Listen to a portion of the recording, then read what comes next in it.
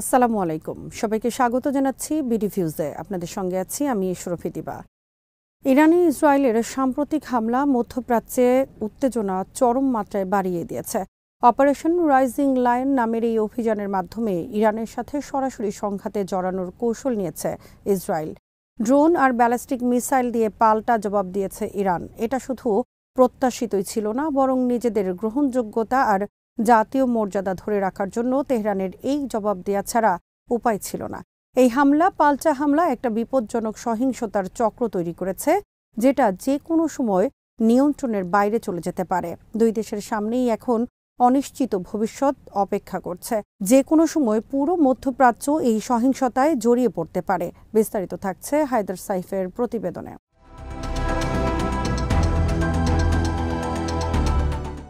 Israel দাবি করছে ইরানের পারমাণবিক কর্মসূচি থামানোর জন্য তারা হামলা করেছে। তাদের লক্ষ্য ছিল প্রধান ফ্যাসিলিটিগুলো ধ্বংস করা, তেহরানকে পারমাণবিক অস্ত্র তৈরি করা থেকে বিরত রাখা। তবে যুক্তরাষ্ট্র ইতোমধ্যে ইরানের ৩টি পারমাণবিক স্থাপনায় হামলা করেছে।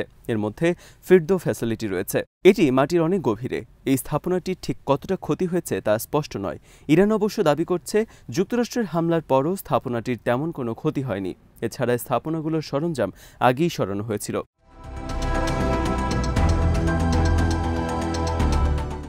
এসব হামলার পর ইরানের পারমাণবিক উচ্চাকাঙ্ক্ষা থামানোর চাইতে এতে তেহরান আরও আগ্রাসী হয়ে উঠতে পারে।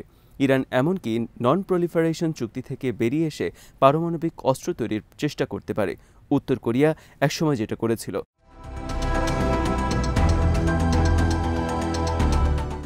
ইরান এরই মধ্যে 60% মাত্রায় ইউরেনিয়াম সমৃদ্ধ করেছে। তারা নতুন সমৃদ্ধকরণ ফ্যাসিলিটি নির্মাণের পরিকল্পনা করছে। এই পদক্ষেপ থেকে বোঝা যায় পারমাণবিক কর্মসূচি এগিয়ে নিতে তারা দৃঢ় প্রতিজ্ঞ। ইসরায়েলের হামলায় ইরানের দৃঢ়তা আরও বেড়েছে। ইরানের পারমাণবিক শক্তি অর্জনের সম্ভাবনা বেড়েছে। এই বাস্তবতা আঞ্চলিক ক্ষমতার সমীকরণ ব্যাপকভাবে বদলে দিতে পারে। সেক্ষেত্রে ভবিষ্যতে সংঘাতের ঝুঁকি আরও বেড়ে যাবে।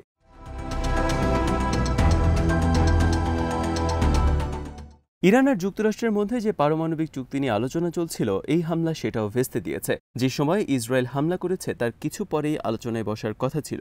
যুক্তরাষ্ট্র দাবি করেছে তারা ইসরায়েলের হামলায় জড়িত ছিল না, কিন্তু মধ্যপ্রাচ্যের অনেকেই মনে করেন ওয়াশিংটন হামলার পেছনে রয়েছে।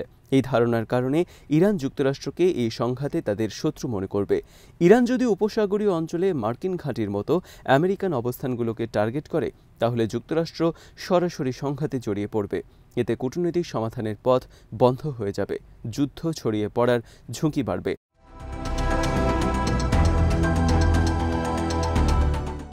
উপসাগরীয় দেশগুলোর মনোযোগ অর্থনৈতিক প্রবৃদ্ধি আর স্থিতিশীলতার দিকে। ইসরায়েলের হামলায় তারা উদ্বিগ্ন হয়ে পড়েছে। সৌদি আরব আর সংযুক্ত আরব আমিরাত শঙ্কায় আছে তারা আঞ্চলিক সংঘাতে জড়িয়ে পড়তে পারে। তারা উভয় পক্ষকে শান্ত হওয়ার আহ্বান জানিয়েছে। কূটনৈতিক প্রচেষ্টার মাধ্যমে সমস্যা সমাধানের কথা বলেছে, কিন্তু ইসরায়েল নিজেদের শক্তিধর সামরিক শক্তি হিসেবে প্রমাণ করতে চায়। তাদের এই মনোভাব পরিস্থিতিকে জটিল করে তুলেছে। কিছু উপসাগরীয় দেশ নিরাপত্তার কারণে ইসরায়েলের পক্ষ নিতে পারে, যদিও তাদের জনগণ প্রবলভাবে ইসরায়েলের বিরোধী। এই পরিস্থিতি উতরাতে আরব নেতাদের ভারসাম্য রক্ষা করতে হবে। জনগণের ক্ষোভ এড়িয়ে তাদেরকে কৌশলগত সম্পর্ক ঠিক রাখার চেষ্টা করতে হবে।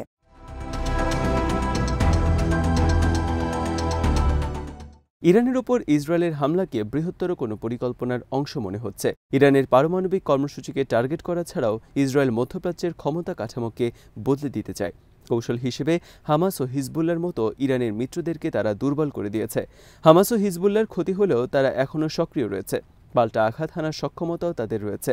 ইসরায়েলের পদক্ষেপ হয়তো তাদের মিত্রদেরকে স্বল্পমেয়াদের জন্য দুর্বল করে দেবে, কিন্তু একই সাথে সেখানে বৃহত্তর সংঘাতের ঝুঁকি বাড়বে, বিশেষ করে যুক্তরাষ্ট্র যদি এই সংঘাতে জড়ানোর সিদ্ধান্ত নেয়।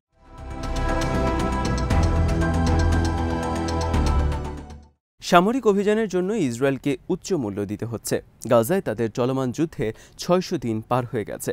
ইসরায়েলের সম্পদের অনেক কিছুই সেখানে ব্যয় হয়েছে। সামরিক ব্যয় বেড়েছে, দেশের ভেতরে রাজনৈতিক বিভাজন বেড়েছে। বহু ইসরায়েলি তাদের সরকারের ব্যাপারে হতাশ। রাজনৈতিক কারণে সরকার সংঘাত দীর্ঘায়িত করছে বলে মনে করছে তারা। বন্দি বিনিময়ের আলোচনা থমকে গেছে। ইসরায়েলের আন্তর্জাতিক সুনাম তলানিতে গিয়ে ঠেকেছে। এসব চ্যালেঞ্জের কারণে দীর্ঘমেয়াদী আগ্রাসী কৌশল নিয়ে টিকে থাকাটা ইসরায়েলের জন্য কঠিন হয়ে দাঁড়াবে।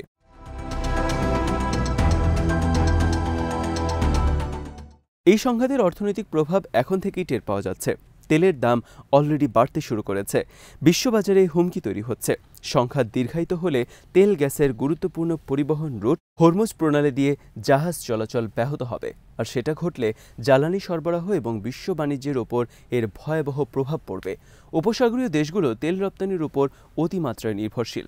তারা আরও অসহায় হয়ে পড়বে। সংঘাত দীর্ঘায়িত হলে অর্থনৈতিক কর্মসূচি ও উন্নয়নের জন্য গৃহীত তাদের পরিকল্পনা ব্যাহত হবে।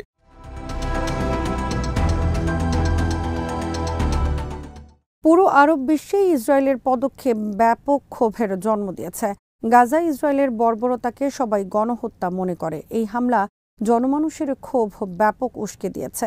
একসময় আব্রাহাম অ্যাকর্ডের মতো চুক্তির মাধ্যমে ইসরায়েলের সাথে সম্পর্ক স্বাভাবিকের বিষয়টি আলোচনায় ছিল। এখন সেটা পুরোটাই অনিশ্চিত হয়ে পড়েছে।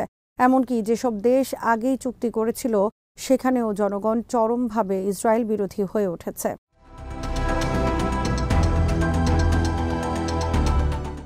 2023 সালের অক্টোবরের পর থেকে যুক্তরাষ্ট্রের মতো পশ্চিমা শক্তিগুলোর প্রতি আস্থাও নষ্ট হয়ে গেছে। জর্ডান থেকে মরক্কো পর্যন্ত সবখানে বিক্ষোভ শুরু হয়েছে। এইসব বিক্ষোভে হয়তো সরকারের পতন হবে না, কিন্তু আরব নেতাদেরকে পররাষ্ট্র নীতি নিয়ে নতুন করে ভাবতে তারা বাধ্য করছে।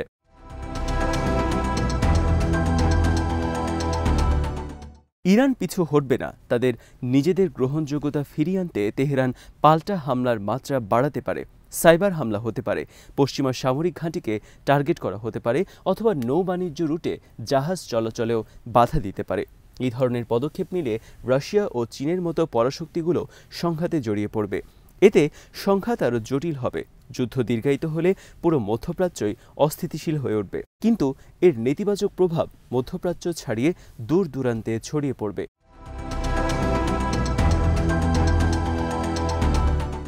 ইরানকে বিচ্ছিন্ন বা দুর্বল করার চেষ্টা হলে হিতের বিপরীত হবে। ইরানের সরকারের পতন হলে দেশের জনগণ গোষ্ঠীগতভাবে বিভক্ত হয়ে পড়বে। কুর্দি, আরব, বেলুচ বা আজারবাইজানি গোষ্ঠীগুলো বিভক্ত হয়ে যেতে পারে। গাদ্দাফি পরবর্তী লিবিয়া বা সালেহ পরবর্তী ইয়েমেনে যে পরিস্থিতি তৈরি হয়েছে, ইরানেও সেরকম পরিস্থিতি হতে পারে। যেসব এলাকায় শাসন ব্যবস্থা দুর্বল হবে সেখানে আল কায়েদার মতো সন্ত্রাসী গোষ্ঠী মাথাচাড়া দিতে পারে। এরকম কিছু ঘটলে সেটা শুধু মধ্যপ্রাচ্য নয়, বরং সারা বিশ্বের নিরাপত্তার জন্যই উদ্বেগের কারণ হবে।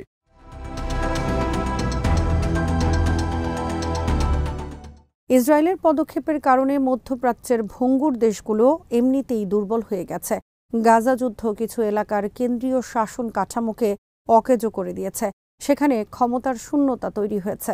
মিলিশিয়া বাহিনী ও চরমপন্থী গ্রুপগুলোর মতো অরাষ্ট্রীয় শক্তি এই জায়গা নেয়ার চেষ্টা করছে। এই সংঘাত যত দীর্ঘ হবে, এই গ্রুপগুলো আরও শক্তিশালী হওয়ার জন্য তত সুযোগ পাবে।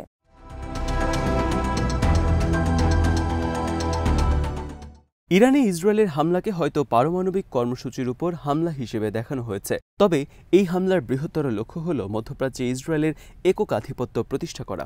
এই উচ্চাকাঙ্ক্ষার জন্য ইসরায়েলকে বড় মূল্য দিতে হবে। আরব জনগণের ক্ষোভ বাড়ছে, বিভিন্ন আরব সরকারের বৈধতা কমছে, চরমপন্থী গোষ্ঠীগুলোর শক্তি বাড়ছে, পুরো মধ্যপ্রাচ্যে আরও বেশি সামরিকায়ন হচ্ছে, কূটনীতির প্রতি মানুষের আস্থা কমছে, মেরুকরণ আরও গভীর হচ্ছে, শান্তি অর্জন করা ক্রমেই আরও কঠিন হয়ে পড়ছে।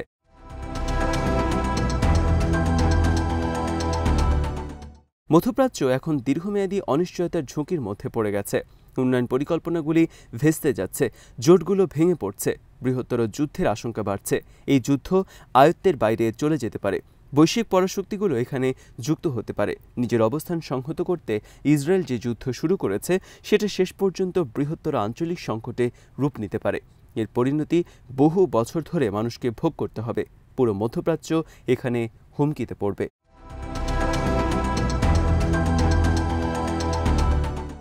আজ এখানেই শেষ করছি। সবাই ভালো থাকুন, সুস্থ থাকুন আর দেখতে থাকুন বিডি ভিউজ। চ্যানেলটি ভালো লাগলে সাবস্ক্রাইব করুন।